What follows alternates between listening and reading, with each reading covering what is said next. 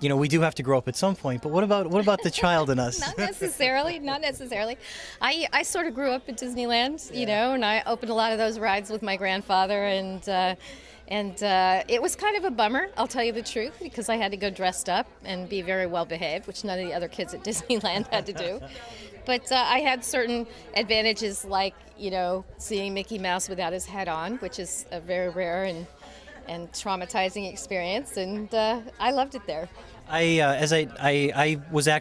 did work at Walt Disney World for a little while as part of the college program, and in Orlando. So there are those tunnels. Everyone's like really curious about what happens down there, and there is a wall down there. The creepiest thing where the cast members do hang the characters' heads. So you see like 20 of these characters' heads on the wall down there. Yeah, and there's now a second layer of security, right? Because the characters can't take their outfits off just backstage. They have to go further backstage, just so children who are backstage don't get traumatized like I was.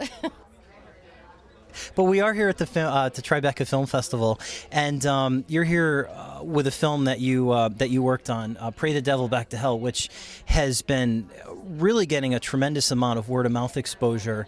I haven't seen too much advertising, but let's talk about how do you develop a word of mouth to help market a film. That's a great question. Actually, it starts with a very big mouth.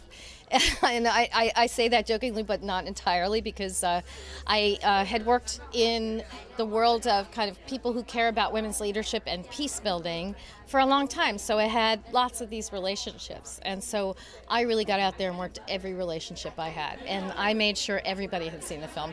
And I made sure that everybody who saw the film understood that they needed to be an evangelist for the film. So it takes time to kind of kick in and get its own. It helps to have a great film. I think if the film isn't so good, it's not going to kick in. But we love this film, and we had such confidence in it that we've just been pushing it out there. So we've shown it everywhere we could think of that anybody would even remotely have an interest in it. And sure enough, I have people calling me from Denmark and talking about the film. It's pretty great. So it's a very serious film. What it's the women from Liberia, and it seems like this terrible. Genocide that happens, obviously more than just Liberia. It happens, seems like a lot. Yeah.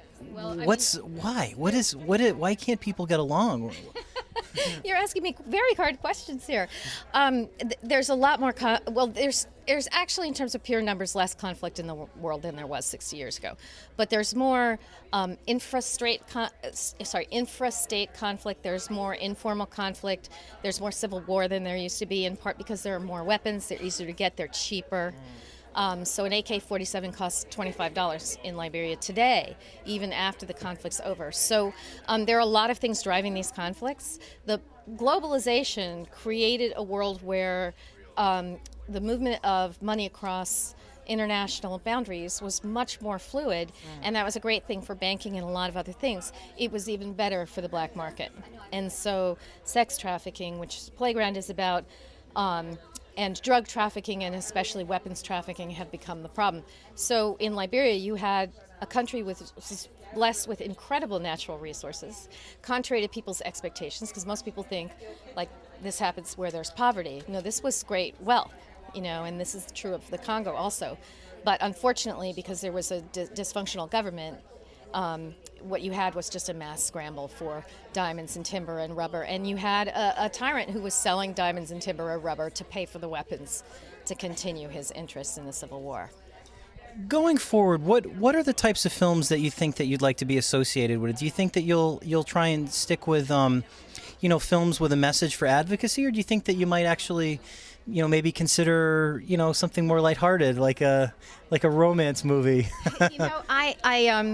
It's very funny because I left home, kind of went away from all things Disney and made my own life and made my own way. And when I look at Pray the Devil Back to Hell, I realized I kind of made a Disney movie by accident. Because while it's a very serious film, it's also a film that's really about human potential and about what you can do in the world to make it a better place. And it's, at the end of the day, a very optimistic film. As much as and it's optimistic in the true sense, because you kind of have to get through the hard stuff to feel better about the world, and that's real optimism. If you can still feel better about the world knowing all that stuff, then the world may be, had some hope.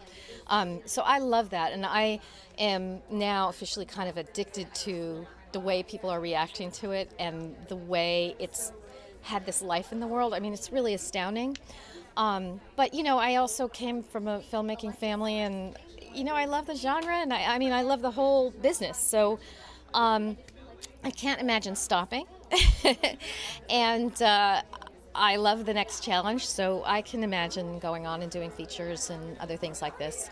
But for now, docs are sort of, I've got 4 young children also, so for the time being, I think I'll keep things relatively small and manageable.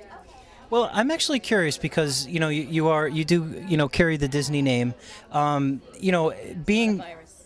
What's that? It's not a virus. No, it's not. It's a blessing. I mean, there's a couple of things I did want to ask you, but it seems like you would be introduced to filmmaking at a very young age.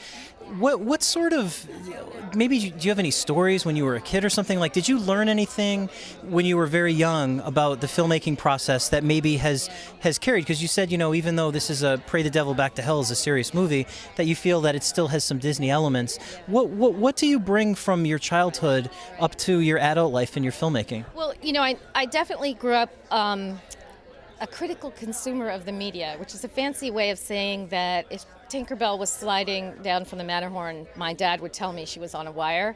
And so there was, ironically, very little magic in the air, which was a good thing because I always had a sense of, like, how'd they do that? And I think that's really good. I think we should teach our kids more of that. I remember I taught film. I was briefly a college professor after I finished my PhD at Columbia. And when I would show them a film and I'd say, well, why do you think they put the camera there? The kids would look at me and say, camera? And it really, there were a lot of kids who it had never occurred to them that a film is a series of decisions and strategies and approaches to the material, and that there was nothing there. A film is an act of will. So that's what I brought with me into adulthood.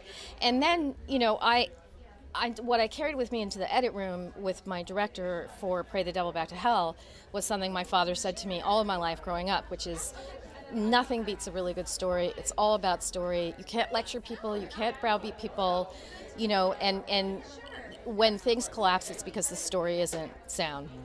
And so we really edited the film with the idea in mind that if it was between a piece of information or flow, the story flowing, then it would be about flow, and that people would be encouraged to go find out the information if they needed to. But it needed to feel, people make fun of me for saying this, it needed to feel like a ride. And you needed to get on the ride and ride it all the way to the end and not wonder where you were, because that's how you reach people's hearts,